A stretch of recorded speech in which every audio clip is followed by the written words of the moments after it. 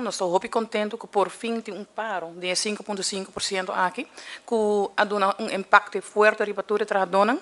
Em plena pandemia, mas será trabalhar extra maneira para onde com grande parte da população estava na casa e a nós será trabalhar extra, exponendo nos vida para ajudar outro.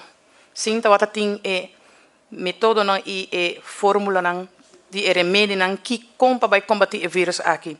Então, me agradeço tur e trabalhador que den tempo não duro a trabalhar e a entregar. Então, se estava mais difícil, passou em plena pandemia, mas era entregar salário 5%, não há aumento salarial e com inflação alta, depois 6 meses, me está contente com 5,5% de paro e agora que seguro como sindicato, nós colocamos 5,5% back do salário de cada trabalhador. Passou tur a entregar, turno o salário vai atrás e agora que está tempo para recuperar back.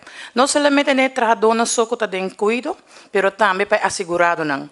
Passou, mas vai invertir back den tur instellingen zowel den hospital, den IMSAM, respaldo, tur que está lump sum de asset fee, para que por invertir e assim aqui por essa é qualidade back de lo qual que nós está donando, dentro em corte nossa queda traga, nossa queda faz nos uiterste best, que tire pouco medo lang que botim, pero bota queda dona esse serviço e me tenho visto também, é toda hopi difícil, pero assim na mes nós não a huelga, nós não a para fo, nós a lora braço mão e nós a cera cabeça e nós a traga, nós não para fo e nós não a huelga no rato só.